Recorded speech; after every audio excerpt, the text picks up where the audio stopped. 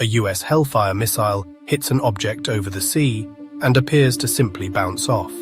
The object continues its flight, seemingly undisturbed, without any change in speed or direction. That's the stunning clip lawmakers watched inside the US Capitol on September 9, 2025, during a tense hearing on UAP transparency and whistleblower protection. First the moment, Rep. Eric Burleson released a video dated October 30, 2024, off the coast of Yemen. It shows a bright, fast-moving object skimming above the waves. A Reaper drone fires a Hellfire. There's contact. A small spray of fragments is visible at the point of impact. But instead of dispersing, small uniform shapes appear to travel with the object, caught in its wake. Their spacing and speed seem to track the primary target. Is it an aerodynamic effect, a magnetic field, or a sensor artifact? To know for sure, analysts need the raw data, uncompressed video, telemetry, and weapon logs. But the object keeps going, same trajectory, seemingly unaffected, uniform fragments pacing alongside. Investigative journalist George Knapp summed up the room's reaction. But that's a Hellfire missile smacking into that UFO and just bounced right off. And it kept going. It kept going, and it looks like the debris was taken with it. Yeah, what the hell is that? That missile smacks into the UFO and bounces right off. Witnesses testified that no known technology can withstand such an impact. It's a bold claim, one that experts say requires the complete sensor data to verify. This wasn't a spectacle for clicks. This was a formal House Task Force hearing called Restoring Public Trust Through UAP Transparency and Whistleblower Protection. Good morning and welcome to the hearing regarding UAP disclosures. For too long, the issue of unidentified anomalous phenomena, commonly known as UAPs, has been shrouded in secrecy, stigma, and in some cases, outright dismissal. Today, I want to state clearly that this is not science fiction or creating speculation. This is about national security, government accountability, and the American people's right to the truth. I've spoken now to a number of whistleblowers from the military, to include the infamous Eglin Air Force Base incident that occurred when myself and former Representative Matt Gaetz, as well as Representative Burchett, followed up on a lead from multiple active duty Air Force pilot whistleblowers that alleged that the United States Air Force was covering up UAP activity at Eglin Air Force Base. We have heard from a number of whistleblowers, specifically military pilots, that the reason for not coming forward publicly is out of fear that speaking out would cost them their flight status and potentially their careers. This is unacceptable. We cannot protect our airspaces if our best trained observers are silenced. We cannot advance science if we refuse to ask questions. And we cannot maintain trust in government if we keep the American people in the dark. The stakes are immense. If it's adversary tech, it's a security crisis. If it's something unknown, it's a historic discovery. Testimony came from Jeffrey Nuccitelli, Alexandra Wiggins, Dylan Borland, journalist George Knapp, and policy expert Joe Spielberger. The veterans' accounts were intense, delivered with the weight of first-hand experience. They described encounters that they say changed their lives. My name is Jeffrey Nuccitelli. I'm a former military police officer with 16 years of active duty service in the U.S. Air Force. I'm here today because the American people have both the right and the responsibility to know the truth about unidentified aerial phenomenon. That truth remains hidden, classified and silenced by fear, retaliation, stigma, and confusion. Today, we are here to help break that silence. Between 2003 and 2005, 5 UAP incidents occurred at Vandenberg Air Force Base, home to the National Missile Defense Project, a top national security priority. At the time, we were conducting launches deemed by the National Reconnaissance Office as the most important in 25 years. These were historic launches.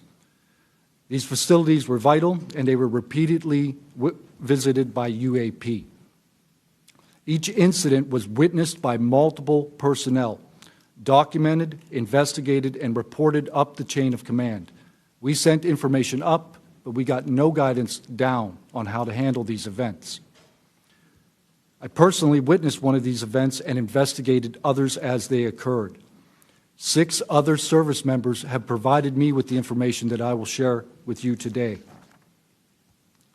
The incursions began on October 14, 2003, when Boeing contractors reported a massive glowing red square silently hovering over 2 missile defense sites. After several minutes, it drifted further east onto the base and vanished over the hills. This event, now known as the Vandenberg Red Square, was referenced by Representative Luna at the first hearing on this topic. Official Air Force records of this event are in possession by Aero and the FBI. Later that night, while I was on duty, security guards at a critical launch site reported a bright, fast-moving object over the ocean. I responded to the incident. Chaos ensued over the radio as the object approached rapidly. I heard my friends screaming, "It's coming right at us, it's coming right for us, and now it's right here." Moments later, I heard them say that it had shot off and was gone.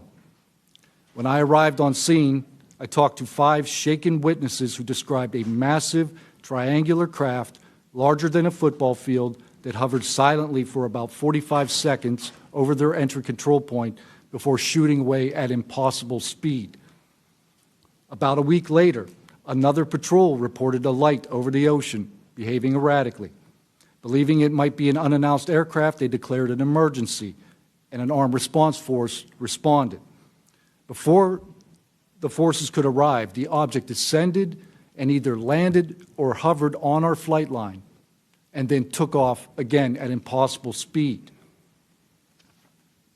The witnesses to this event were threatened and intimidated afterward. They were told to keep quiet and think about what they were reporting. After that, things did get quiet until about 2005, when another patrol reported a massive triangular craft larger than a C-130 silently floating over the installation. He watched it for a few minutes. It traveled west and disappeared into the night. And then I had my own encounter, again in 2005. I was off duty, sitting in my backyard with 2 other police officers when we noticed what first appeared to be a satellite in orbit, but it wasn't acting like a satellite. The light was strange, it was pulsing, and then it started to maneuver. It dropped in elevation. At times it would vanish from view and reappear in a different location in the sky, and eventually it reappeared 200 feet over my house. It was a 30-foot diameter sphere of light. My friends and I watched it for a moment, and then it gently accelerated and traveled up and disappeared into the stars. These events profoundly changed my life and the lives of my friends. We stand at a pivotal moment in history. The question is no longer whether these events are real, but whether we have the courage to face them. True leadership requires vision, a willingness to confront the unknown with transparency and resolve. So I ask the Congress to help we, the people, enact this vision. There are 3 goals. Fund independent research and treat UAP study with the same seriousness as we would any other scientific field. 2, end secrecy and overclassification. Transparency is the foundation of truth. Without it, witnesses like us are dismissed. 3, protect the witnesses.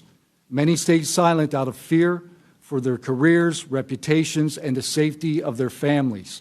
Protect them, and you will embolden others to join this cause. These phenomena challenge our deepest assumptions about reality, consciousness, and our place in the universe. Exploring them can unlock transformative breakthroughs in technology, biology, and human understanding. Let this be the moment when America chooses courage over fear, transparency over secrecy, and progress over stagnation. Let's show the world that our nation leads not only through strength, but through fearless pursuit of the truth. Thank you. Next was another highly credible witness with his own personal experience. One that happened on a Navy ship during his service. My name is Alexandro Wiggins. I'm an active duty U.S. Navy Operations Specialist, Senior Chief Petty Officer. Father of 3 and dedicated American testifying today in my personal capacity. The views I share are my own, and I do not represent the official positions of the Department of the Navy or any subordinate organization. On the evening of February 15th, 2023, at approximately 19:15 PST, in the Whiskey 291 warning area off the coast of Southern California, I was serving on board USS Jackson.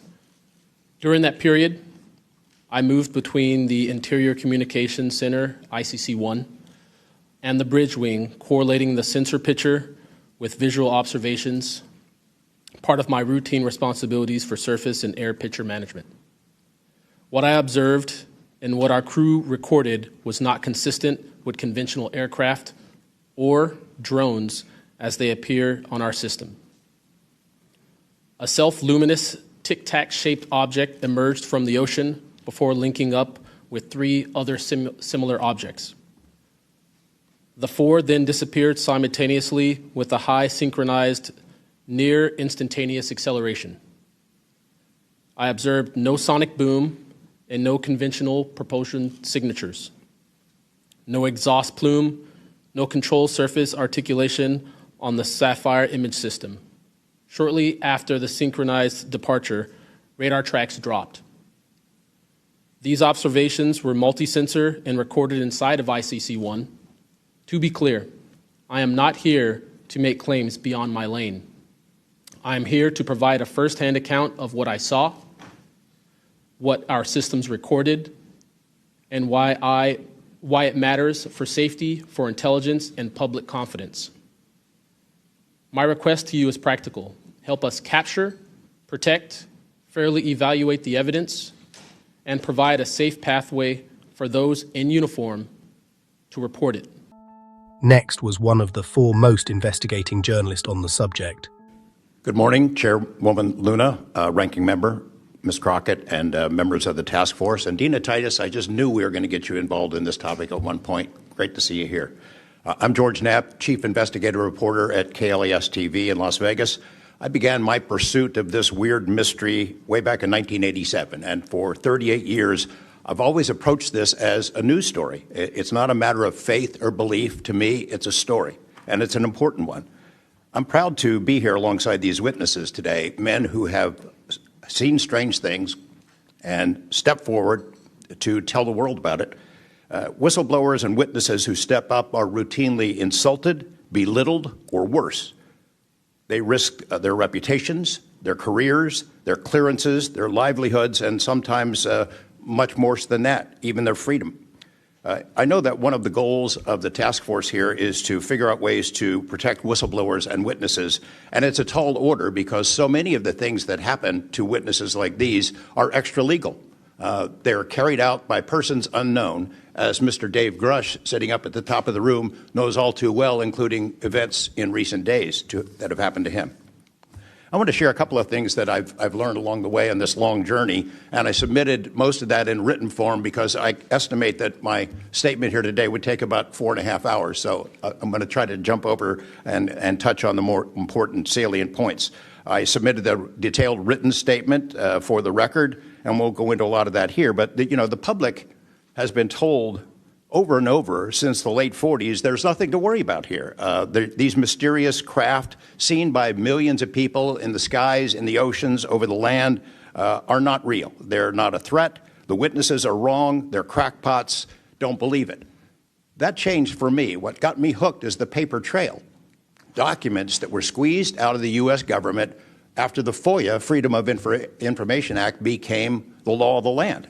And those documents paint a much different picture than what the public, the press, and Congress have been told over many years. The documents from military and intelligence personnel behind closed doors admit that, quote, these things are real. They're not fictitious. They can fly in formation. They're evasive, and they outperform any aircraft known to exist, including ours. The public, of course, as I said, has been told something much different. Back in 1989, I reported about a guy named Bob Lazar, who claimed that he worked at a facility dubbed S4 out in the Nevada desert, very near to Area 51. He said he was part of a reverse engineering program. He said there are alien craft that would be taken apart to figure out how they operated out there, and that was a pretty tall order. I had clearly taken a dive into the deep end of the pool there. But in the years since then, I've interviewed dozens of other people, and I've detailed what their testimony has been in the written statement. They include Senator Harry Reid, Senator Howard Cannon, also of Nevada, a guy named Al O'Donnell, who was the first general manager of EG&G in Nevada, which managed the Nevada test site, which blew up hundreds of nuclear weapons. There's a guy named Dr. James Lakatsky, who was a career scientist with the Defense Intelligence Agency, who was the guy who initiated a program called OSAP, Advanced Aerospace Weapons Systems Application Program, which is, as far as we know, the largest acknowledged UFO program ever funded by the U.S. government, which put together an amazing pile of information that members of this committee and the world, most of which have never seen. The DIA still hasn't released 95% of what was prepared by that program at a cost of millions and millions of dollars. The one name I do want to bring up in this session, though, is Robert Bigelow. So looking into the idea of crash retrievals and reverse engineering, while OSAP, that program, was active, the DIA's contractor, Robert Bigelow of Las Vegas, made a bold attempt to acquire physical proof of UFO crashes. It's been widely reported and suspected that Lockheed Martin is one of the contractors, the defense contractors, that has held this stuff, stored it away in secrecy, and tried to figure out how it works. I have confirmed on the record that Robert Bigelow and a trusted colleague from OSAP met with and negotiated with senior executives at Lockheed Martin and hammered out a deal wherein Bigelow's company, Bass, would receive a quantity of unusual material that had been stashed away and protected at a facility in California. That material was not made here. I want to move on now to the Russia files, because that was going to be sort of the central impetus of what I was going to talk to you about today. Back in the early 90s, I got into Russia, met with a number of their defense officials, Ministry of Defense and others, who confirmed for me that Russia had been doing the same thing that the United States had been doing, that is, secretly studying UFOs while publicly saying something completely different. The documents and interviews that I obtained and have now shared with this task force show that the USSR launched what is almost certainly the largest UFO-UAP investigation in the world. The first phase of that was an order was sent out to the entire USSR military empire that every unit, you see anything strange in the sky, a craft, an orb, something unusual, you had to gather all the evidence, collect testimony from the witnesses, look for physical evidence, and all of that information went into one program at the Ministry of Defense. Thousands and thousands of these reports came in. A lot of them were first routed to the KGB, but then back to another program that came after this collection effort called Thread 3. And Thread 3 was an analysis program. We have provided to the committee the documents of what they were trying to do, and essentially they were trying to build their own UFOs. They were using the information from their observations and studies to try to figure out that technology. The guy who was in charge of that program, Colonel Boris Sokolov, told me that their goal was to basically develop technology that would be superior to anything we had, based on what they learned from UFOs. Good morning, members of the task force and the committee. I would like to express my gratitude for being invited to testify to the current task force created under the People's Chamber and the American public. As an American citizen, veteran, and intelligence community professional, it is an honor and a privilege to serve under oath before you on behalf of our country. I speak for myself and no former agency or company I have been previously affiliated with. My name is Dylan Borland, a former 1N1 geospatial intelligence specialist for the United States Air Force in an active duty enlisted capacity from 2010 to 2013. I've also been employed with BAE Systems and Intrepid Solutions as a senior analyst, expert in analyzing video, radar, and advanced electro-optical imagery for official identification of aerial order of battle as well as naval and ground order of battle. I'm a federal whistleblower, having testified to both the ICIG and AARO with direct firsthand knowledge of and experience with craft and technologies that are not ours and are reportedly operating without congressional oversight. Because of my direct knowledge of the reality of certain legacy UAP programs, my professional career was deliberately obstructed, and I have endured sustained reprisals from government agencies for over a decade. From 2011 to 2013, I was stationed at Langley Air Force Base, Virginia, conducting 24-hour operations via manned and unmanned aerial vehicles for Special Operations Forces in the global war on terror. During the summer of 2012, my team was on standby for weather, and I returned to my barracks on base, and at approximately 0130, I saw an approximately 100-foot equilateral triangle take off from near the NASA hangar on the base. The craft interfered with my telephone, did not have any sound, and the material it was made of appeared fluid or dynamic. I was under this triangular craft for a few minutes, and then it rapidly ascended to commercial jet level in seconds, displaying zero kinetic disturbance, sound, or wind displacement. Some years after that experience, I was further exposed to classified information from the UAP Legacy Crash Retrieval Program through a sensitive position I held within a special access program. During this time, intelligence officers approached me in fear for their own careers, citing misconduct within these programs and similar retaliation that I was already enduring at this time. These issues include medical malpractice committed by Veterans Affairs staff, denial of work I performed while enlisted in the United States Air Force, forged and manipulated employment documents, workplace harassment, including colleagues being directed to not speak with me, manipulation of my security clearance by certain agencies, blocking, delaying, and ultimately removing my ability to be employed within the IC. The retaliation I face and the retaliation against individuals I know who worked in these programs is what convinced me in March 2023 to become a whistleblower. I came forward out of concern for people's lives and to ensure I did everything I could to let our elected representatives know the truth about what is really happening in the executive branch. At the end of March 2023, I agreed to meet with AARO following the suggestion of other federal officials believing it was what our nation required of me. I had reservations with AARO due to assessments they were reporting publicly at the time as a misrepresentation of the truth. Because of these concerns, I did not share sources and methods information in order to protect current and former federal personnel who had firsthand exposure to technologies of unknown origin. I did not want anyone to face further retaliation beyond what they had already endured. And unfortunately, a staff member ended up getting in some trouble because of that. After David Grush testified under oath in the summer of 2023 and provided historic disclosure, I was then asked to go to the ICIG and did so in August 2023. It was very clear early on during my intake interview, which was video recorded under oath, that the objective was to solely assess how much I know and not move forward with an investigation with new information I provided them. The aftermath of that IG complaint still troubles me to this day. Since my ICIG complaint, I've been prevented from resuming prior employment and can confirm I'm still blacklisted from certain agencies within the intelligence community.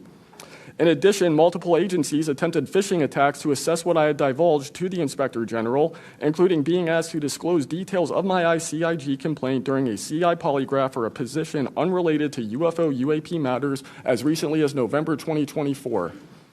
As I sit before you today, I and many other whistleblowers have no job prospects, no foreseeable professional future, and a nation every single one of us came forward to defend. Numerous individuals have come forward in various ways to reveal the truth of the UAP reality as patriots and defenders of our nation. Yet many feel discarded, isolated, hopeless, separated from the country they serve. Efforts to rectify this situation for all whistleblowers have been difficult and troubling.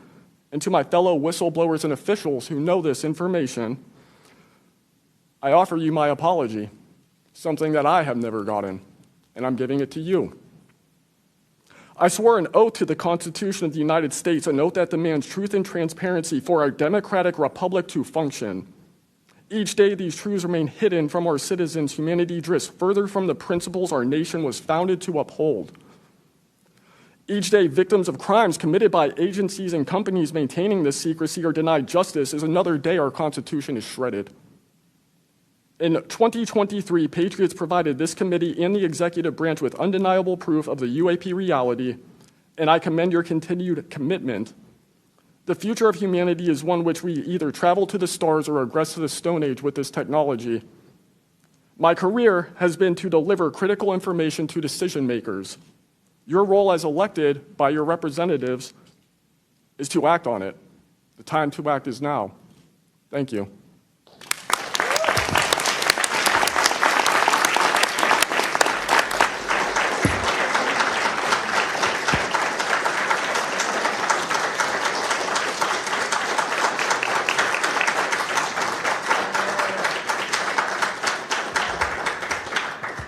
Mr. Borland, thank you for your service to our country, and we appreciate you. And we are sorry about how you've been treated, and we will make sure that we try to rectify that situation. Thank you, ma'am. Mr. Spielberger, please, your opening remarks. Chairwoman Luna, Ranking Member Crockett, and task force members, thank you for the opportunity to testify here today about the importance of strengthening whistleblower protections, especially in the context of national security. I'm a senior policy counsel at the Project on Government Oversight, a nonpartisan independent watchdog organization that investigates and exposes waste, corruption, abuse of power, and when the government fails to serve the public or silences those who report wrongdoing. Whistleblowers are the first line of defense to root out waste, fraud, abuse of power, and corruption in our government. Congress relies on whistleblowers so that it can fully exercise its oversight and legislative authorities. It's understandable that former presidents of both parties have often taken a hostile approach toward whistleblowers. Their disclosures can embarrass the president and their political party or even lead to a national scandal. But whistleblowers continue to play a vital role during both Democratic and Republican administrations. They help Congress and the public identify and understand what government corruption looks like. Their disclosures fuel investigations and allow us to address wrongdoing and hold those responsible to account. That's why historically there's been a strong bipartisan consensus in Congress to support and protect whistleblowers. Doing so protects the country and ensures our government is more responsive and accountable to the people. National security whistleblowing in particular is a tradition going back to the founding of our country, and over time, national security whistleblowers and their disclosures have impacted some of the most fundamental issues and questions about how we wish to be governed and how our government can better serve its people. From the role the U.S. plays around the world to holding powerful actors accountable, government ethics and transparency, human rights and civil liberties, executive branch authority, First Amendment freedoms of speech and dissent, freedom of the press, and the public's interest and right to know. Despite this invaluable public service, blowing the whistle comes at great personal risk. Whistleblowers risk losing their jobs, careers, livelihoods, and reputations. They can face retaliatory investigations, lawsuits, and even serious criminal charges. And they can endure deep mental, emotional, and psychological harm. All of that risk to speak the truth, to ensure that agencies fulfill their core missions, and that they serve the best interests of the people.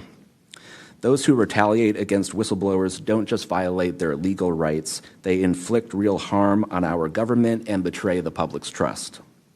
Targeting whistleblowers instead of the corruption they expose wastes agency resources and further allows that corruption to continue unaddressed. It can instill a chilling effect across an agency, fostering a climate of fear and distrust, quieting dissent and free speech, and deterring potential whistleblowers from coming forward in the future. Whistleblowers are often some of the most dedicated and principled public servants we have because of their willingness to put themselves on the line to do what's right.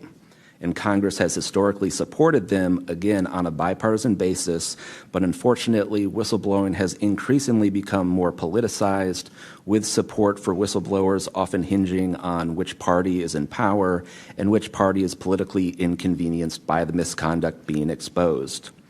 But to be clear, targeting whistleblowers individually risks undermining whistleblowing, period. POGO advises members of Congress on both sides of the aisle to focus on the evidence, not the individual.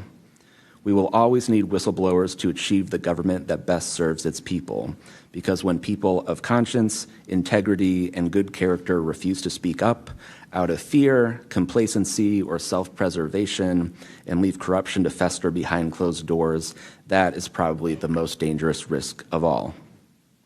If we are serious about increasing government transparency and restoring the public's trust, we need public servants committed to the truth. Whistleblowers need safe and effective channels to make lawful disclosures. They need stronger protections against retaliation. And when they do face retaliation, they need a fair shot to be made whole. Congress has made strides to pass whistleblower legislation, and these laws need to be updated and expanded so that whistleblowers truly receive the protections they need, retaliators are held accountable, and we can achieve the type of government the people deserve. We strongly urge Congress to continue its historic tradition of championing the rights and protections of all whistleblowers. Thank you again for the opportunity to testify here this morning. POGO is committed to working with you and the Oversight Committee to address these critical issues. I look forward to any questions. Thank you, sir, very much. Additionally, without objection, the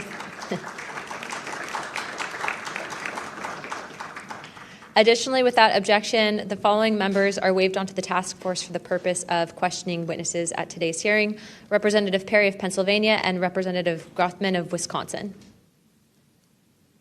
Sorry, and Representative Biggs from Arizona. I already got you, but yeah, we're good. Without objection, so ordered. I now recognize myself for 5 minutes of questioning. As my friend Mr. Moskowitz might have to go, would you like to go now? Okay. All right. Mr. Borland, in your testimony, you described witnessing large triangular craft while stationed at Langley Air Force Base in 2012. Can you explain what you observed in terms of size, behavior, and why you're confident it was not conventional technology? Great question, ma'am. So on the base, I lived in the barracks. There was a little smoke pit outside. I was there on the telephone and looking across to the flight line, and I see a white light pop up and stop about 100 feet in the air. I thought it was a weather balloon. I've seen tests from there before, weeknight, normal thing, not surprising.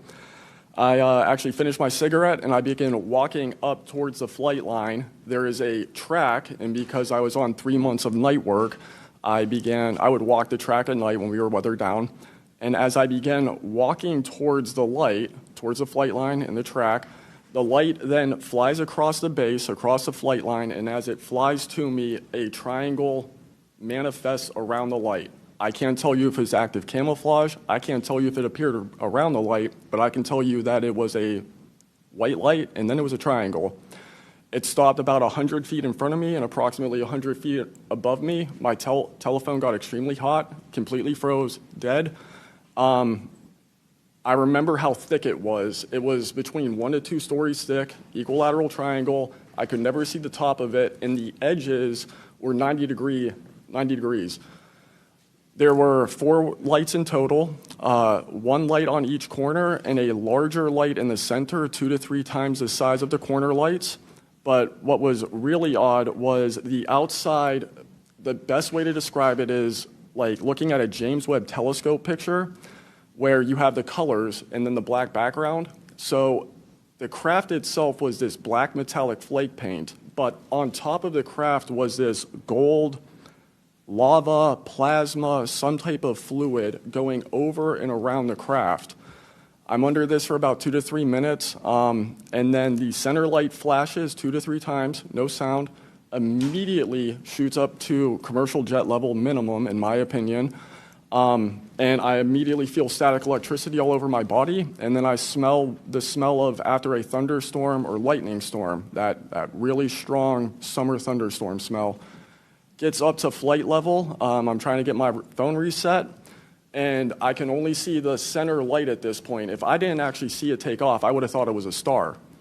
And then it hovers up there, and it begins to slowly move due east out over the Atlantic Ocean. I finally got my phone reset. The entire thing was about, from the time I saw the light pop up near the hangar until it took off out over the ocean, was about 15 minutes. And following up to that question, after you disclose this information to the intelligence community, Inspector General, you're subject to phishing attempts and job blacklisting. How widespread do you think this is across the intelligence community for those who raise concerns regarding UAP programs?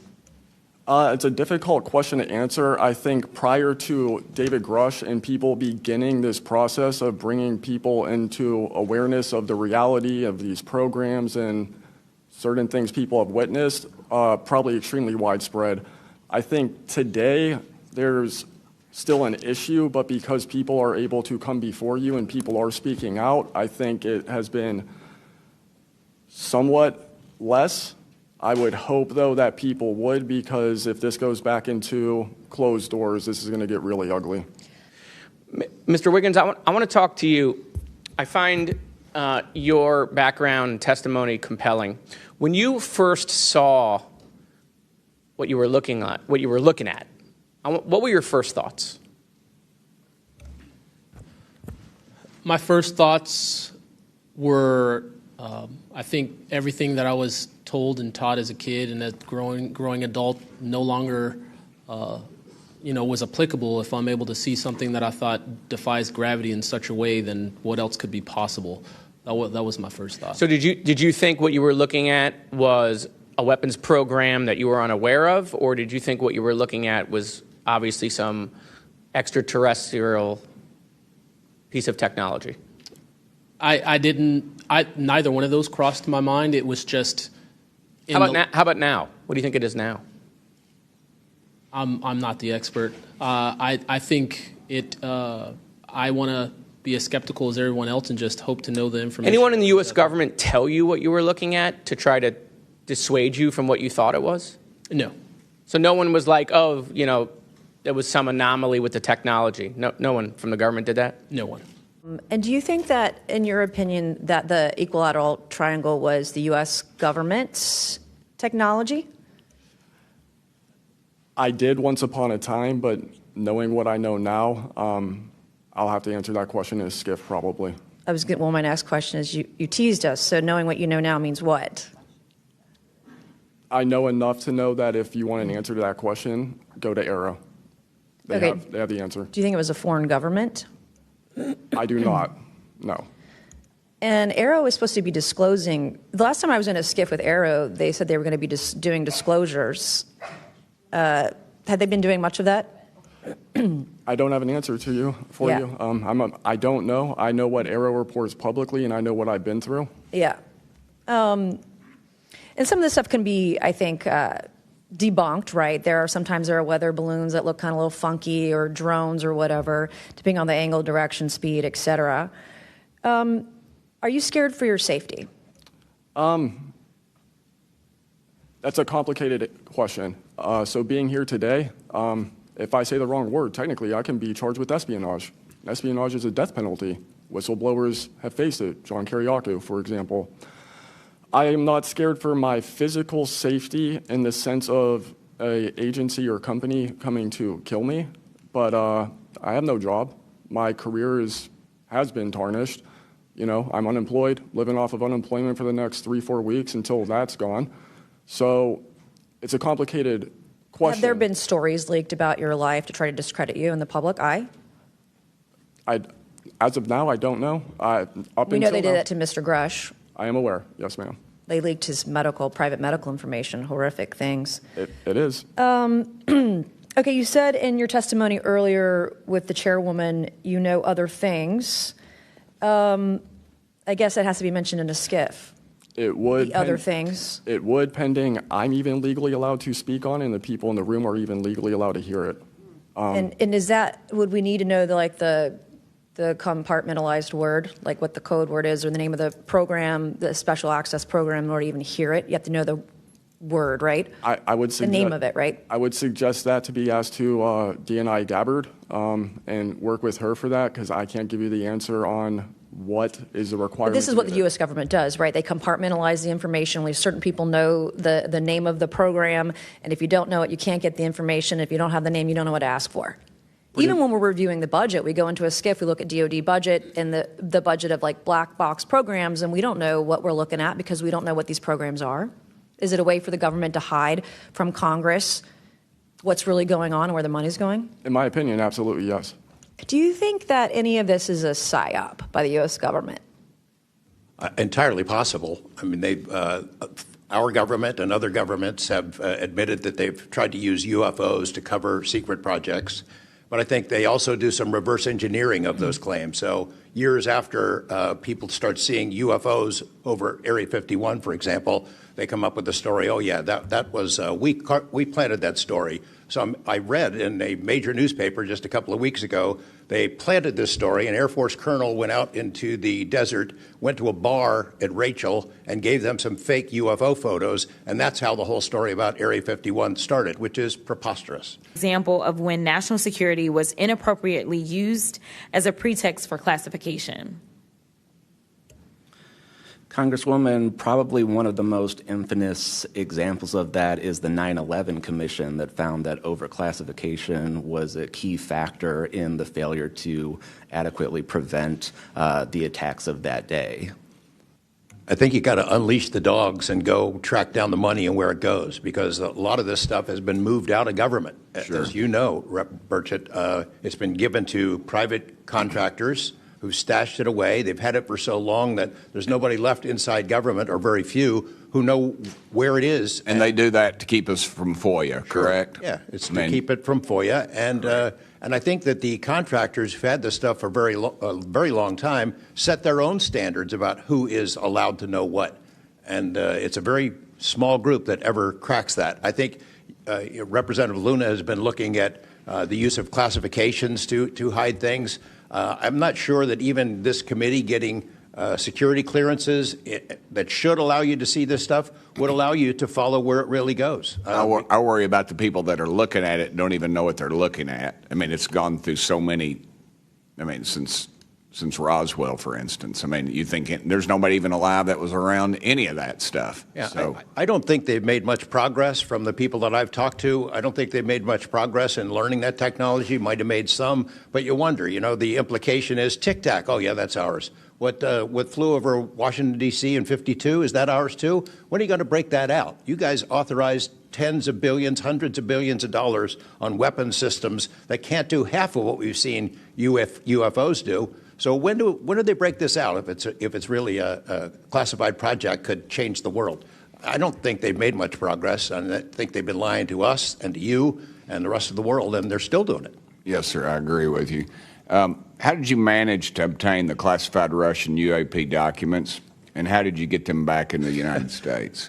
Well, I met this Russian physicist who was in the United States lecturing. And I want to clarify that. I can't even take a thing of honey home on my airplane when I fly back to Tennessee. Yeah, so I did something pretty dumb. And I'm bitter about it, but go ahead. I did something kind of dumb. I met with these officials who, during that time period, glasnost, perestroika, the Russians were trying to open up to the world, and I saw it as a window of opportunity, and it was. And we were able to talk these folks into providing us information that otherwise we would never have seen. Some of that was classified. I found out that they only stamped the top pages of these documents that were classified, so I just removed them. I removed those pages, and I carried them out. And if they'd caught me, I'd be in a gulag still. Yeah. We'd be saying, what happened to George Knapp? Oh, yeah. What happened to the Russians that came forward to you in 1993, and were there any repercussions for them? Well, there were. The first thing that happened when I talked about this after getting back and going through the files and things and sifting through it, the Russian physicist who had helped us introduced all these people wrote back and said there was a huge eruption, that there was the real right, far autocratic forces that wanted a return of the USSR had really go after these guys. They described them as traitors. Nikolai Kapranov, the physicist friend of mine, said, look, if this had happened 5 years earlier, we would be in prison. If it had happened 10 years earlier, we would have been shot.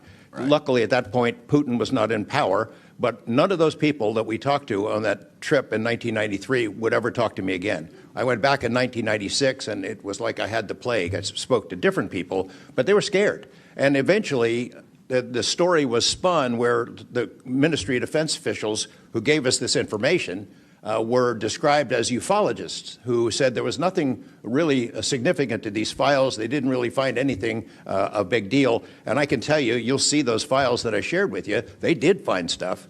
There was an incident in October of 1982 over an ICBM base where UFOs popped up, was observed over this base where the missiles are pointed at us, United States. These UFOs perform incredible maneuvers. They split apart, they fuse back together, they'd appear and disappear. And right at the end of this 4-hour period, the launch control codes for the ICBMs lit up. Something entered the correct codes. The missiles were fired up and ready to launch, and they could not shut it down. The Russian officers were panicking. The UFOs they disappeared. The launch control system goes back to normal. Colonel Sokolov and his team came in, took the thing apart, could not figure out what it was. It wasn't a power surge or EMPs or some of the baloney excuses that our country has given for similar events involving our nuclear missiles. They thought it was a message from wherever the UFOs were from. And that's a chilling thing. I mean, we were a couple of seconds away from World War III starting, and the UFOs were responsible for it. All right, I'm out of time, but real quick, who are the contractors that have this material, the corporations? Well, one of them is Lockheed. And I'll tell you, I mean, I'm not saying Lockheed's the bad guys. They're doing what they were asked to do. Sure. They have lied about this because that's what they're supposed to do. But Lockheed would be one. There's a list I can give you, Congressman. Some of the big ones, the usual suspects. Okay, thank you. And so very thankful for what you're doing today. I'm also very thankful for previous witnesses that have come forward. I see Matthew Brown in the audience. He courageously stepped forward and was as a witness. I encourage everybody to look and seek his testimony. I want to thank the people that came in our first hearing: Ryan Graves, David Grush, David Fravor, and in our second hearing, Admiral Gallaudet, Lou Elizondo, and Mr. Gold, and the many others that have come forward. We hear you, and it's time that we, enough is enough. It's time that we take action. Look, I'm not jumped to the conclusion that I believe that there are aliens coming from another planet. But I'm open to that. And I think that it's our responsibility, especially when we're seeing that we have a government that is actively blocking information from us. Just last night, I tried to get an amendment onto the National Defense Authorization Act that fit in the germaneness of that bill to have UAP disclosure. And conveniently, it was named non-germane, mostly deemed by staff, not even an elected official. This is the kind of stuff that we repeatedly see. Last year, we were blocked by someone in House administration from being able to receive a full briefing from Arrow. So not an elected official, but someone in staff blocked us. And I've had it. Enough is enough. I want to cue up a video that I've been given. And as before it starts, I'm going to describe. This was taken October 30th of 2024. This video is of an MQ-9 drone tracking an orb, or this object, off the coast of Yemen. You'll see that another MQ-9 launched a Hellfire missile. That you cannot see that drone, and so I'm not going to explain it to you. You'll see exactly what it does.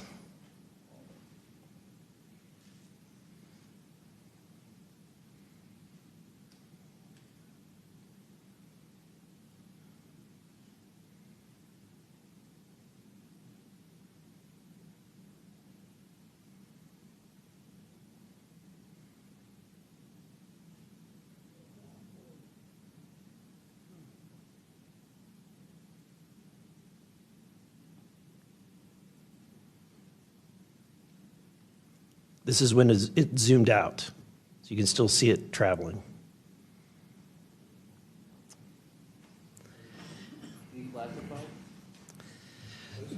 So, Mr. Knapp, have you heard about events like this occurring, and what information might you have? I have heard about events like this. I have heard about this event. Jeremy Corbell and I talked about it in one of our episodes a while back. We did not have the video, though. There are servers where there's a whole bank of these kind of videos that Congress has not been allowed to see, that the public hasn't been allowed to see. Occasionally, some of that stuff gets out in the wild, and it comes our way. It should be going to you. The public should be seeing this stuff. And why you're not allowed to, I don't know. But that's a Hellfire missile smacking into that UFO and just bounced right off. And it kept going. It kept going, and it looks like the debris was taken with it. Yeah. What the hell is that? What flies like that? Again, I'm not going to speculate what it is, but the question is, why are we being blocked from this information consistently? I want to ask this just question. How in the world, this is the document, I want to enter this in for the record if it hasn't already been entered, Madam Chair. The document that you provided on Thread 3, this is a huge file. How in the world did you smuggle this out of Russia? Carefully. In your socks? I don't think I want to be really specific about it because I might have to go back there and get some more sometime. Although, no, that'd be crazy to do that. Well, I took the top pages off that were stamped with the security signature, and I carried them out on my person. But the rest of them I just threw in my suitcase and threw some caviar in there as a distraction as well, and hoped for the best. Otherwise, I'd be a citizen of Siberia right now. And you had you reported James Lakatsky came to you with government possession of NHI craft and how they ultimately gained entry. Can you testify to the veracity of that claim? Dr. Lukatsky is an honorable man who served most of his career with the DIA, a very trusted, high-level rocket scientist and intelligence analyst who inspired the OSAP program, as I said earlier. And in full disclosure, I've co-written 2 books with him. He dropped this on myself and our other co-author out of the blue. And it took 14 months for us to get DOPSR approval for him to release 2 sentences on that. He said this craft, we had managed to get inside of it. It had no wings, no rotor, no tail. It had no fuel tanks. They didn't know how it flew or how it was operated. It clearly looked like it was aerodynamic, but he would not go further. He's a by-the-book guy, and until he gets clearance to say more about that, I don't think we're going to hear much more. But it's not ours. It wasn't ours. We didn't make it. We didn't know who made it and how it was built and how it operated. We've got at least one. And I don't know, I think that's enough confirmation that we do have recovered disks and material. One of the big questions, I think, for many of us is why do you believe that the federal government refuses to be transparent about this issue? I think there's probably multiple reasons. At the start, when these things first started invading our skies in large numbers, we were scared. It was right after World War II, and we didn't know what they were, and they didn't want to panic the public, and that was probably a good call. Over time, I think the lying sort of became institutionalized, Flights over Washington, D.C. in 1952, they're seen, they're captured on radar, jets are chased after these objects, and then we get an explanation it was a temperature inversion. And those kind of lies have been told for a long time. What was told to me by an investigator from Congress, a guy named Richard D'Amato, who was sent after this story by Robert Byrd and Harry Reid. He came out to Nevada, tried to get into Area 51, did get in there, looked around, talked to people, trying to get to the bottom of it. He believed that this program, reverse engineering, et cetera, was had been moved inside these corporations. And he said, when this comes out, people are going to go to prison. And he meant people who were basically misusing legitimate national security funds, tens of billions of dollars, in order to keep this cover-up going. I also believe there's a legitimate reason for the cover-up in that there is undeniable connection of national security involved in this technology. If we are racing for it to master that technology against the Russians and the Chinese, which is what I have been told by Senator Reid and many others, then it is a race that's critical to our survival.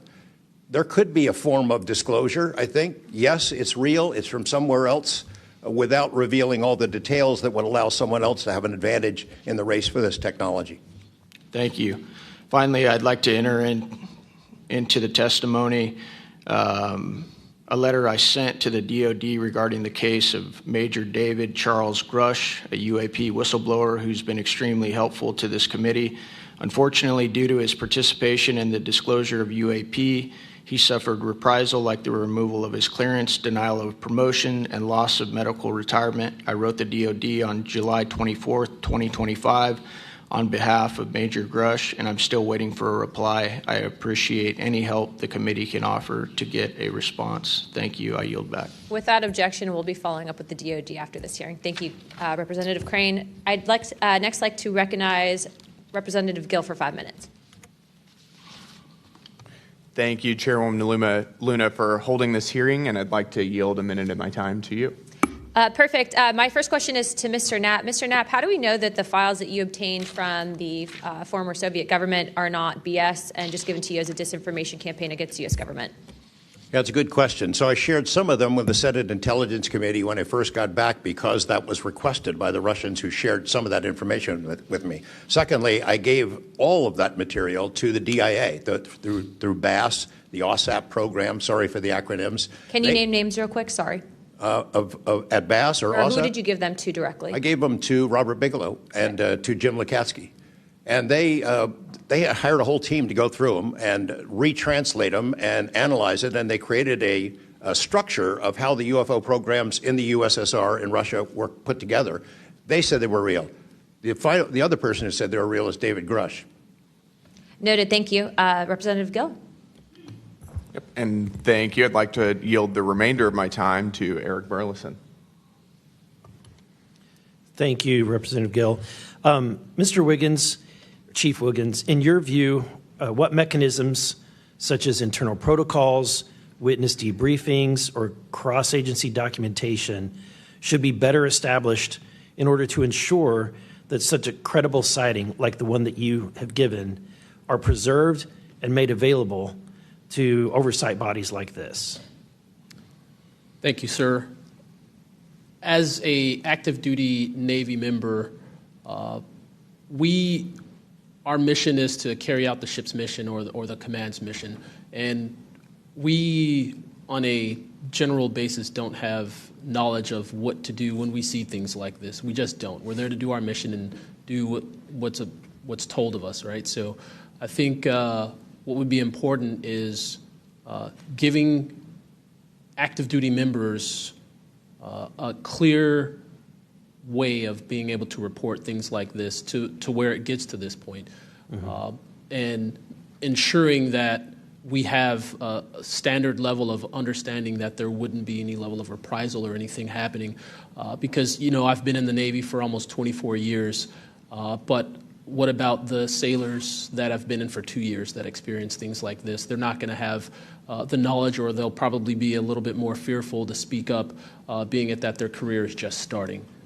Yeah, I want to commend you. You're the first witness to come forward that is currently serving, and it's recognized. And so I thank you. And your testimony is unbelievable. Let me ask this question: are you familiar with the Witness Protection Act that Representative Burchett has filed? I'm not too familiar, sir. Anyone on the committee familiar with it? It's fantastic. It's the language that we need.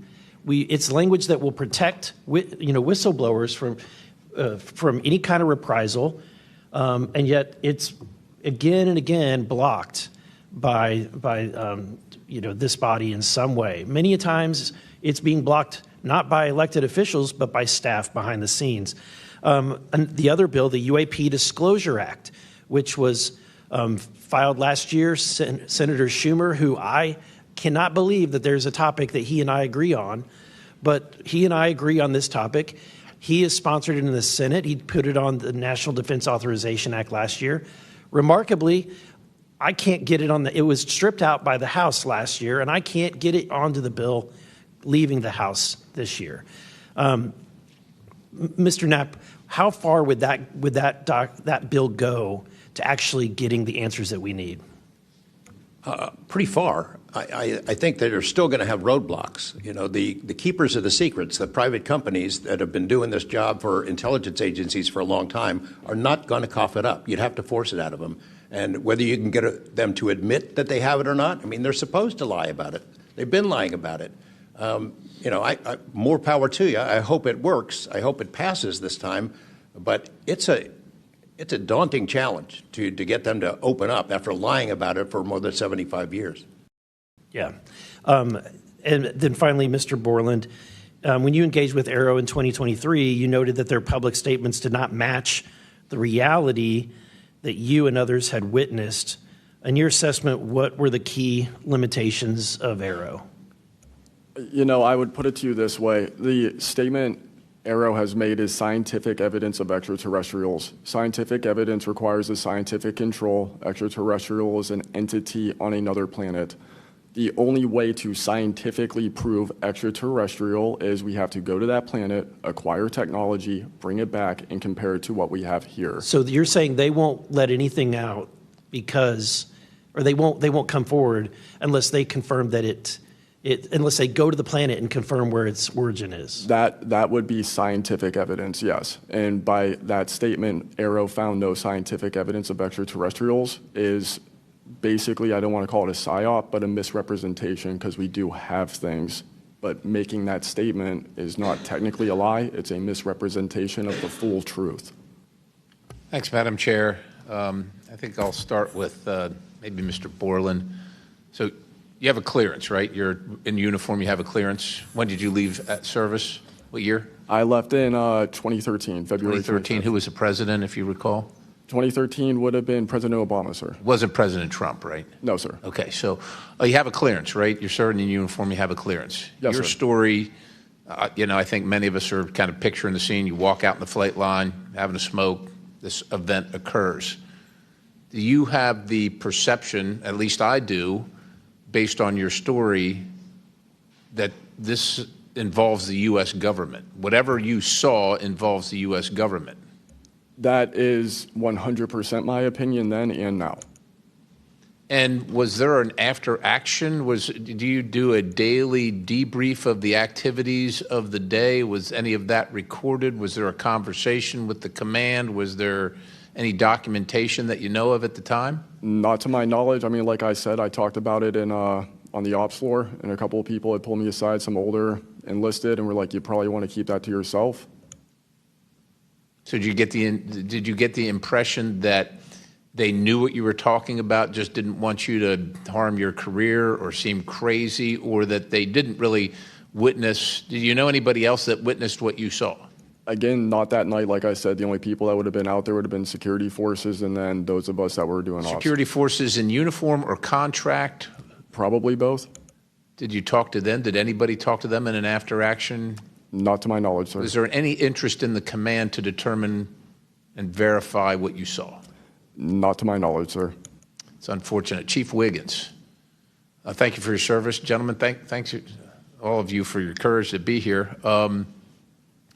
Your story's a little bit different. Sounds like it, well, for both of you guys, and also Mr. Nusatelli, if this were sanctioned by the U.S. government, even though you have a clearance, but it's classified above the clearance level, do you see any reason why they would allow you access, being present, viewing it, hearing it, being around it? Like, what is this, an accident? Like, does the U.S. government make these kind of accidents? They make accidents, mistakes like this? Like, we're doing this. We're doing this test of this new system, and we forgot these guys were standing here. Does that sound like something that the U.S. government would do? No, sir. Some of the launches we were doing were like $5 billion projects that had taken like 10 years to develop the technology. And these objects were coming right up to the launch pad. So any kind of mistake, I mean, it could cause a catastrophe. Right. So it's very confusing why these objects would be operating in and around our bases or during training exercises. So it would lend you to believe that the U.S. government had nothing to do with whatever it is you saw. Correct. They wouldn't want it there because it would potentially interrupt the proceedings at the time. Was there an after action? Was there a discussion by your command? Was there an investigation? It's pretty significant activities that you were involved in. Was there an investigation that you know of? We conducted investigations in real time. Right. And we document all the evidence. But as far as anything from higher up, I don't know if there was an investigation done. No information came down on what we should do. Were you ever interviewed at someone else's request? About that incident? Yeah, about the incident. I don't believe so. Do you think you find that odd? If something happens, you're around multi-million, maybe billion-dollar operations and launches of national security interests, very sensitive. There's an anomaly in the operation. The only person witnessed it, saw a UAP at Vandenberg at that time frame, that was interviewed was the one that witnessed the thing land. Why wouldn't, well, I don't know why I'm asking you, but it seems to me that we would want to interview everybody associated, even not associated, to find out if they were associated. Chief Wiggins, how about you? Was there an investigation? Was there an after action? Was there documentation on the incident that you were privy to? No, sir, not that I know of. And in my previous experience as an operations specialist, all operations that I've been a part of have been deliberate. So yeah, they're and deliberate operations. After the operation, you conduct an after-action review, or that's what the Army calls it. I don't know what I imagine the Navy has something similar to determine your weaknesses, your successes. Do you do that in regard to this incident? No, sir. The Navy calls it after-action reports, and not to my knowledge was there an after-action report of this incident, sir. It's unfortunate. Thank you, Chair. I yield. I now recognize Mr. Biggs for 5 minutes. Thank you, Madam Chair. Thank you to the witnesses for being here today.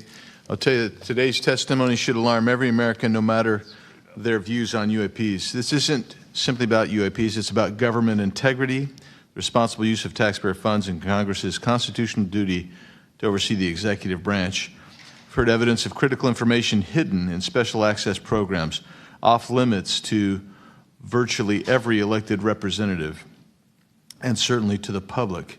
Credible witnesses report retaliation for speaking out. These are clear attempts to silence those who are exposing the truth.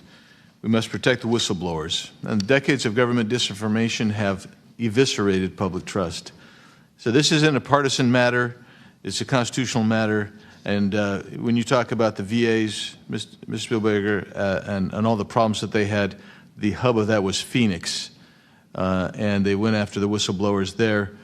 And that was under the Obama administration. So it doesn't matter which administration, which party, both parties have got to come clean, particularly on this.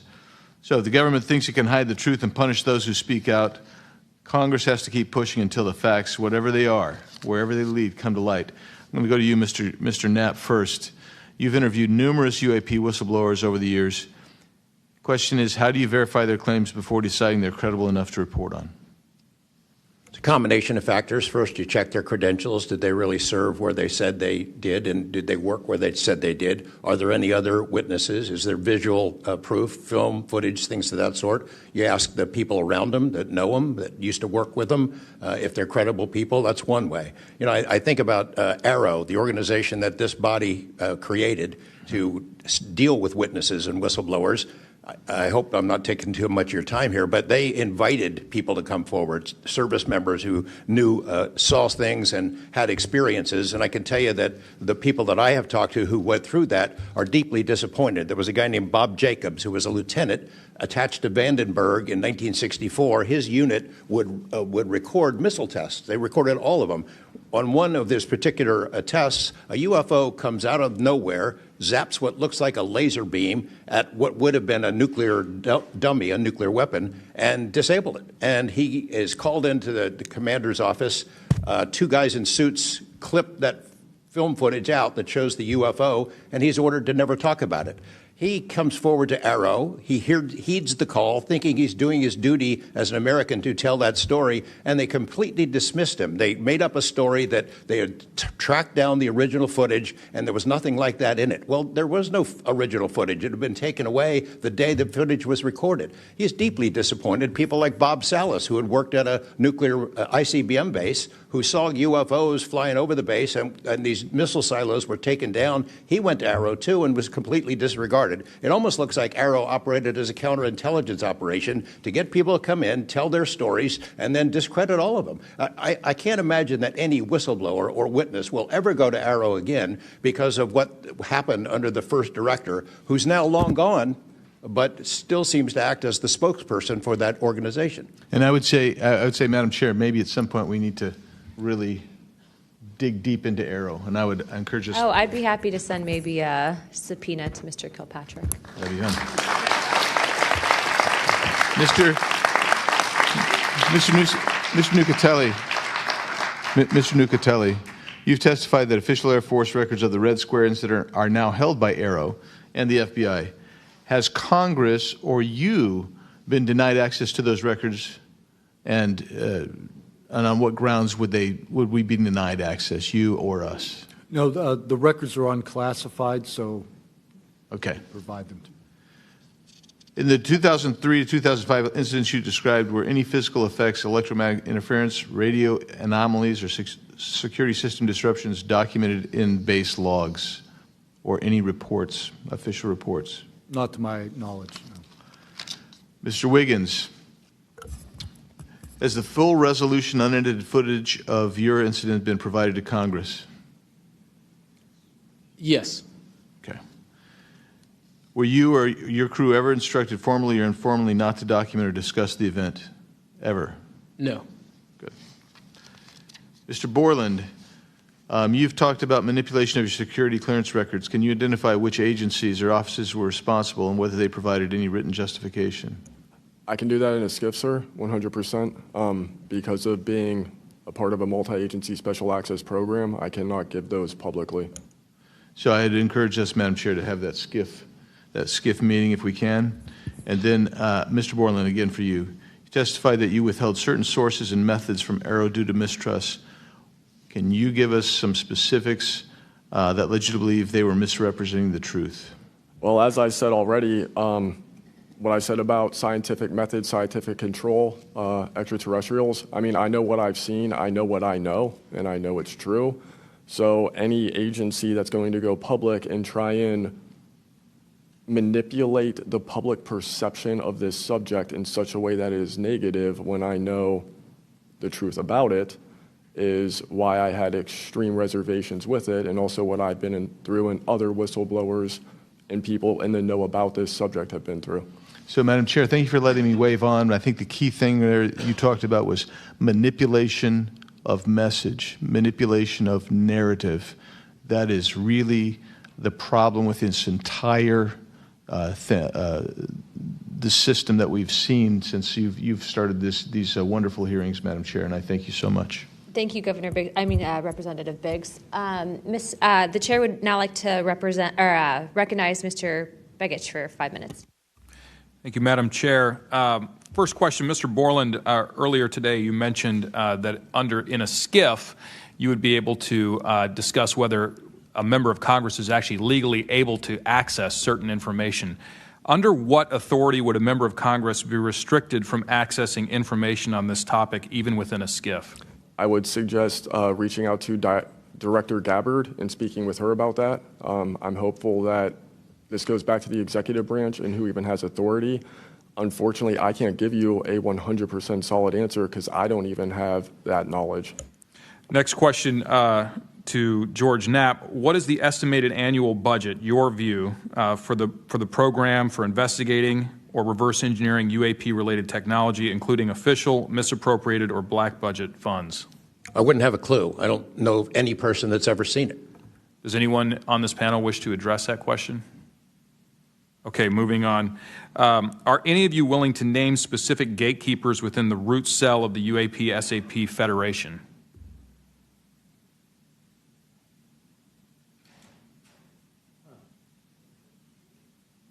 You mean specific people and contractors that have dealt with this and kept the secret? Specific individuals. Well, one of them was named Dr. James Ryder at Lockheed.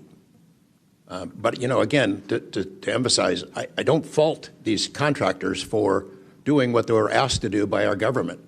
They're supposed to lie if people ask about it. And the intelligence agencies who gave this stuff to them, CIA, I think primarily, told them to keep it quiet, and they've done that. And I suspect that they'd like an off-ramp, that they'd like some help with figuring out this technology at some point. And this is, again, available to anyone, is there a security classification guide for UAP or NHI?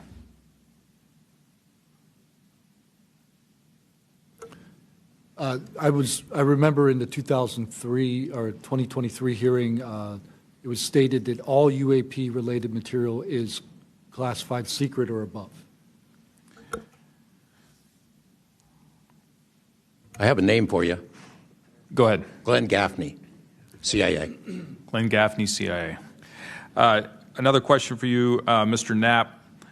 What is, in your view, having investigated this issue for so many years, what is the long game with respect to disclosure of this information to the public? Because with the advent of essentially a video camera and a high megapixel phone in everybody's pocket, at some point, this information is going to be impossible to withhold from the public. What do you think is the long game here?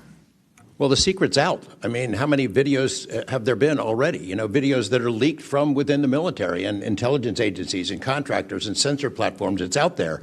But they have the high ground. The people that don't want us to take it seriously dismiss it, discredit the witnesses, come up with a cover story. I mean, it's been out there a long time. The public senses that it's real, and the people in authority dismiss them. It's a game that's been going on a long time, and I don't think they're ever going to release it. I think that there's an attitude among the people that have been involved in this for a long time that the public doesn't deserve to know, and that the public probably can't handle it, but they can. Final question, again, this one's open to anyone who'd like to answer it. Describe your understanding of the org chart or lines of control within the executive branch with respect to these topics.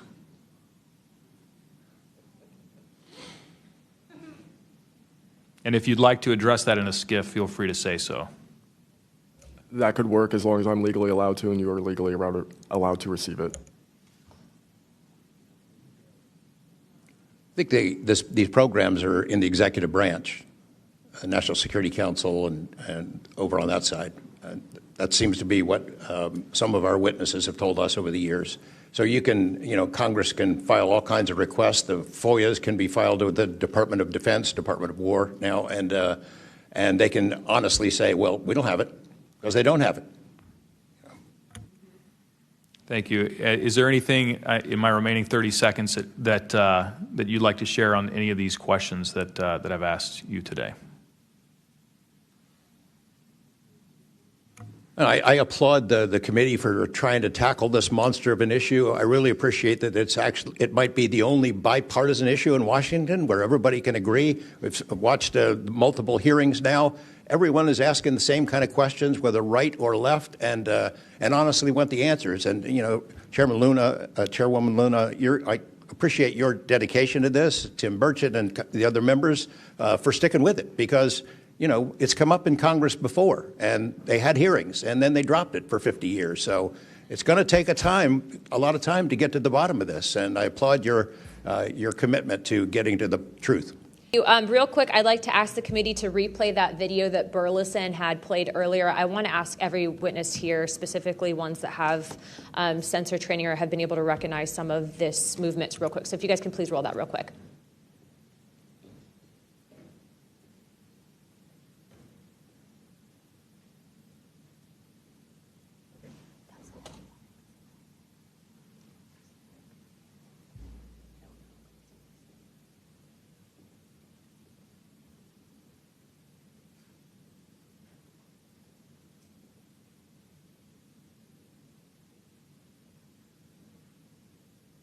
Okay, while this is still rolling, Mr. Nusatelli, real quick yes or no answers. Are you aware of anything in the government, United States government arsenal that can split a Hellfire missile like this? No. And do whatever blob thing it did and then keep going? Nothing? Nothing. All right, how about you, Chief Wiggins? Nothing to my knowledge, ma'am. Okay, and how about you, Mr. Borland? I prefer to answer that in a skiff. Okay, does this video scare you guys? Yes or no? Yes. Wiggins? Yes. Nat? I had a different reaction. I was really happy that it got out. Thanks for providing Curiosity that, kills the cat. All right, Mr. Borland? Yes, for... Okay. All right, that is the end of my questioning. I'd like to now recognize Mr. Crane. Thank you. Chief, I was on a ship for a little bit. I was a gunner's mate on the USS Gettysburg for a couple of years. My question to you is, when you had your encounter and you saw it on the screen, you were in the CIC, is that correct? That's correct. On an LCS ship, the CIC is on the bridge, so it's called ICC-1, but yes, same. Did a bunch of the other folks in the CIC come and check out what you were looking at? Yes, we all did.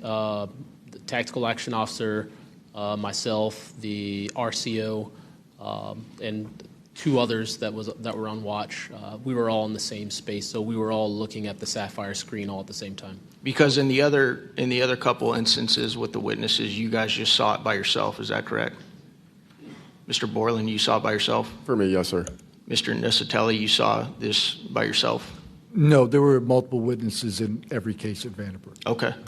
So, Chief, did that spread like wildfire throughout the ship in the next day or two, what you guys had seen?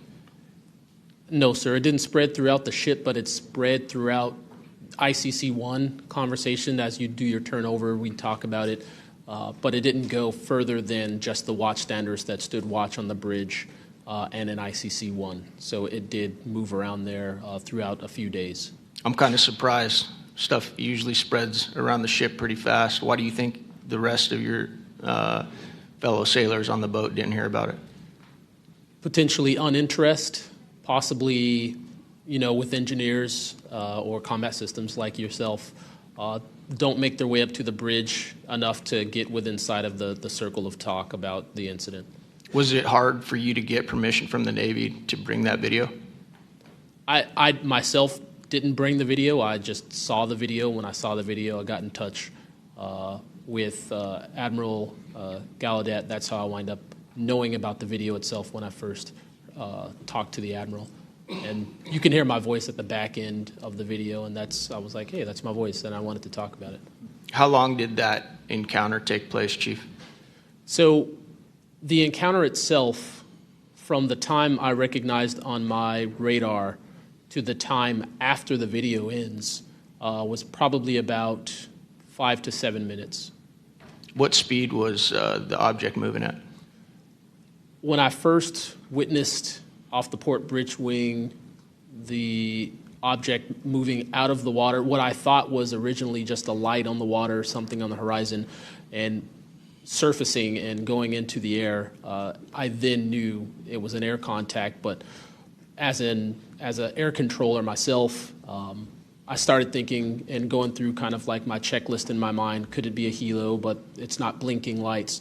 So I then realized this is something I've never seen before. So the speed itself, just going from the horizon to about maybe 4,000 feet in the air, was very slow, slowly rising. And then it sped up. I'm not an expert at knowing specific speeds of aircraft just by visual eye, but I would say probably 1-2 Mach instantly into the rest of the formation.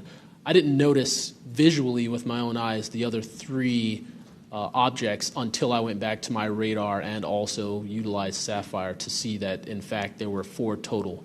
And then again, when they all left after a certain amount of time, it was nearly instantaneous. So you spotted it visually first, Chief, and then went back to your radar, or did you guys spot it on radar first? Radar first, because that was my watch station.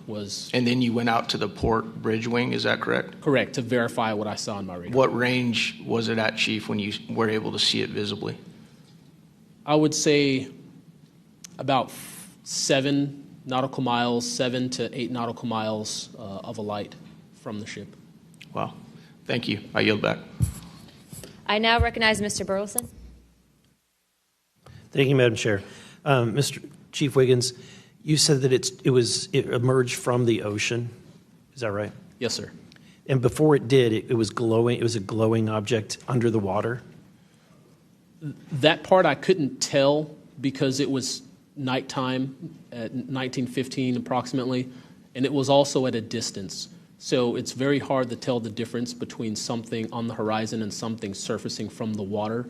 My personal thoughts after seeing what I saw is that it did in fact come from the water, but I don't have visual evidence showing exactly, that it did in fact come from the water. But I had to go through my process of elimination and try to figure out, was this a ship on the horizon just showing its lights at night, but to see it surface, then it made me question, okay, where did this come from? If it's flying and it's not a drone or anything like that, where was its origin? Where did it start? Mm-hmm. Mr. Knapp, in your testimony and in this document, you detail an event that happened in Russia where their nuclear missiles were activated, and we were close to a World War III at that time, which is startling to hear. It's also good to know that as we have investigated the JFK files as well, that we're learning that there was a document that was sent between Russia. There was an agreement between Russia and the United States that if they were to see some unidentified objects over sensitive sites, that they would report it to each other. Are you familiar with that document?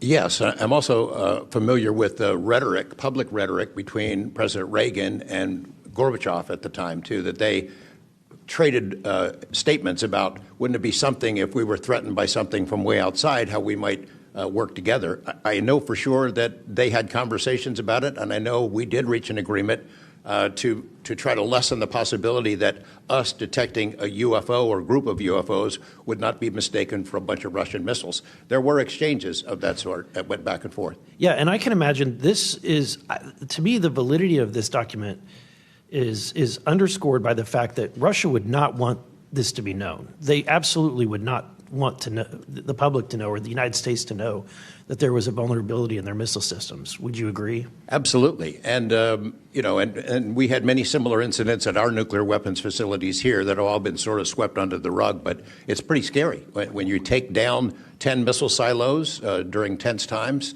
and you don't have a better explanation for it than it was a special test of security mechanisms or using EMPs, which is a preposterous explanation. Real quick, we're going to cut to Mr. Ogles. He just got back. So we're in a special kind of lightning round, so 5 minutes, and then we'll go back to our line of questioning. Thank you, Madam Chair. You know, at this point, I think it's clear from the hearing that there's advanced technologies that are taking place in our airspace. You know, the question is, and I posed it in one of the previous hearings, is it ours, is it theirs, or is it otherworldly? There may not be a silver bullet at the moment, but when you look back through the hearing and the evidence that's been presented, if you're going to point the American people to one piece of evidence to start their journey on this topic, what would you suggest, sir? One piece of evidence. I would start with this hearing, in the first hearing. There is no evidence. But is there a specific, exactly, but is there a specific evidence or footage or document that you think lends extreme credibility to what we're discussing today? I would say this new video we're seeing today is exceptional evidence that we're dealing with something. With the kinetic? Yes. Mr. Wiggins? Sir, I'd have to say that if just the average person here in America looked at absolutely everything that has come across television, the internet, etc., you can't tell yourself that 100% of what's being recorded is fake or false. You have to, at some point, understand that there's something else out there. Well, I mean, and you bring an interesting point. You know, in the law enforcement community, anytime you're conducting an investigation, you're always looking at the totality of the circumstances. You're looking at all the evidence and how they piece together. And so that would be my advice to the American people, that this is a journey that is just beginning from a congressional perspective, but you have decades of data, some of it not real, much of it is, but thanks to Chairwoman Luna, we're now presenting this to the American people. And I think this latest video from Mr. Burleson is something that should get everyone pause. When you see the three orbs that drop, was that in a defensive posture, or was that in an offensive posture? And what capabilities did those orbs have that we, quite frankly, may not have? Mr. Knapp? As I mentioned at the beginning of my remarks, what hooked me on the story was the paper trail, these documents that shouldn't exist. We've been told for decades, over and over, there's nothing to it. It's not a threat. You can go about your business. And then when FOIA becomes the law of the land, thousands of pages to the contrary leak out. There's a memo by General Nathan Twining in 1947 when the country was being overflown by dozens of UFOs, hundreds of UFOs, in which he said, look, this is not visionary or fictitious. It's real. These things are craft. They're not ours. They outperform anything we've got. I mean, if you follow the paper trail of documents that they wrote before the military got wise and realized that FOIA really exists and changed their tune and not put things in writing, it spells it out pretty clearly. I'll go refer back to Russia. One incident I did not mention to Representative Burleson is Colonel Sokolov in that Ministry of Defense program said there were 40 incidents where Russian warplanes were sent to intercept UFOs. And they were ordered to fire on them. And for the most part, the UFOs would zip away. 3 of the pilots, though, did fire at these things. Those 3 planes stalled out, crashed. 2 of those pilots died. And after that, the Russians changed the standing order. If you see a UFO, leave them alone. No country in the world wants to say and admit that these objects are flying around in our airspace and there's nothing we can do about it. I mean, who wants to say that? The U.S. certainly doesn't. And the Russians didn't either. And I've got to be almost out of time, but Mr. Berlin, then you, sir, real quickly. Yeah, to be honest with you, I think Bob Lazar, and not for the reasons that most would talk about, mainly because Bob Lazar was immediately discredited. They said he never worked where he worked. They said he never did what he did. But yet Bob Lazar showed up with a bunch of friends and a video camera and was filming these test flights in the middle of the desert. So clearly he knew something. Madam Chairman, if I'm out of time, I yield back. Thank you very much, Representative Ogles. I'd like to go back now on our lightning round of questioning to Representative Burchett and then Burleson. Burchett, always number one. As well I should be. Number one in your heart, number 435 on the chart. That's me. Dylan, knowing you testified to Arrow, are they obfuscating when they claim to have discovered no evidence of extraterrestrial beings, activity, or technology, and are they lying to the American public? As I said before, it's a manipulation of the public perception. The statement, scientific evidence of extraterrestrials, is a true statement. It is not the truth about what is happening and what we have. Any of y'all like to comment on that further? Mr. Knapp, you're getting edgy. It's splitting hairs. No proof that they're extraterrestrials. What would that proof look like? A piece of kryptonite? What would it be? I mean, we could be talking about different forms of non-human intelligence. I think the dominant paradigm is that they come from outer space, somewhere else, and they have some way that they can cross those vast distances that we can't even imagine doing. But not necessarily. That's not necessarily the answer. So asking for proof of extraterrestrials might not be the answer at all. It's splitting hairs. We don't know where they're from. I don't know anyone who knows the answer for sure. They call them aliens just as a placekeeper kind of a word, but no one in all these programs who've studied this stuff for years, people with much bigger brains than mine, knows the answer for sure. I've talked to Navy folks that some of the deep sea areas, they think there might be something there, that they're here, and I don't know when they got here. Another point that needs to be made is every time, we say we're going to back engineer or whatever you want to call it, these craft, I always say, like, it'd be like if you took I ride motorcycles, but if you took like an Indian or a Harley to the people that came over here on the Mayflower, they'd see a bright, shiny object. They might polish it. They might get it started. I doubt they could. They couldn't work on it. They couldn't put fuel. They wouldn't be able to have the capability of putting fuel in it. I just think that's we're scratching at something that we don't have any knowledge of, and that's why it's just taken so dadgum long. But they do know, first one that cracks that code, it's over. I mean, it's energy, it's power, it's everything. And I worry too that in the wrong hands that they do that, they keep it from the rest of us because they're so invested in whatever energy sources we have here that their billionaire buddies are going to profit, and they can't retool because they know once it's out on the internet, it's over. And so I think there's a lot of things going after, and I think that's why the move to discredit folks is so rapid too. I think they point to them and they put the dogs on them, and it disgusts me. There's a price to be paid for that too. The Russians and Chinese are trying to figure this out as well, but they don't have the same kind of stigma. They tell their best scientists and engineers, get in there and work on it. And they've been doing it for a very long time, might have a head start on us. Here, we don't have our best scientists and engineers working on it because they've been told it's nonsense. The stigma is very real for people like that. I agree. Yield back, Chair Lady. Thank you. I'd now like to recognize Representative Burleson. Mr.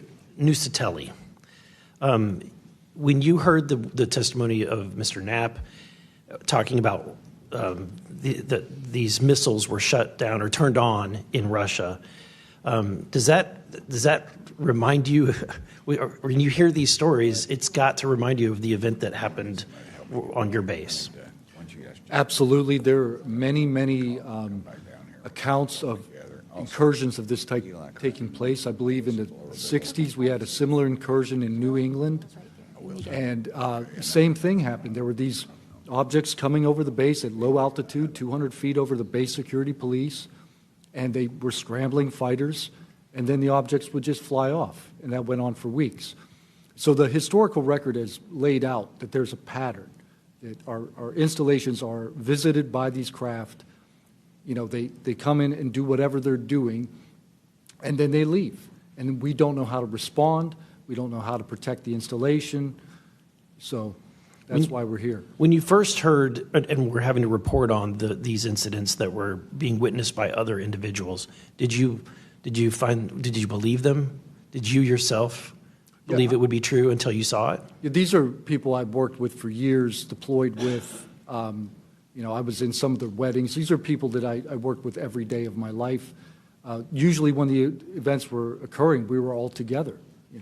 There'd be 40, 60, 100 people on duty during these encounters. Really? Yeah. All seeing it at the same time? Yes, these encounters were playing out while we were on duty, and we were responding and investigating in real time as they occurred. And as you said, the importance of your operation was highly important because they said it's the most important in 25 years, the research that you were conducting. For that particular launch, we had 500 Air Force police officers guarding the launch.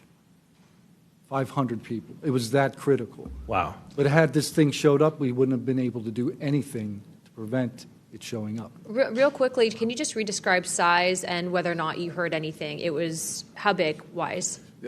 The two square objects were at least as large as a football field. The second encounter, they think it was much larger than a football field. We're talking like flying buildings. The object I saw was about 30 feet in diameter. And to confirm, you were not the only person that saw this. Correct. I think I was also told that there was also reports of this in a police blotter in the area. Can you confirm that? Yes, that's the documentation that I maintained from the original event and turned into Aero and the FBI. Okay. Do you have any more, Burleson?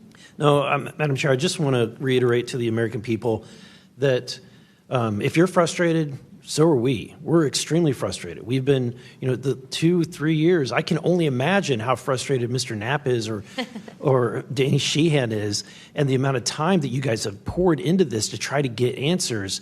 I mean, Masson is back there. He's been pouring to try to get answers into this.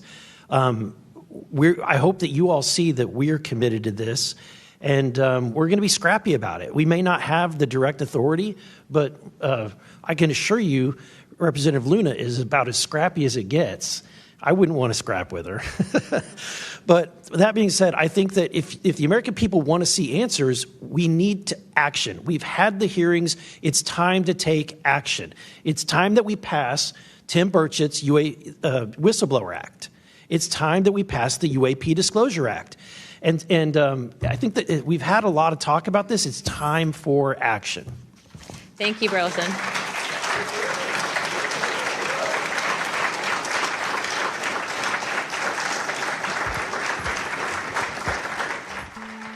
Transparency isn't about feeding hype, it's about upholding scientific and governmental standards. The path forward is clear.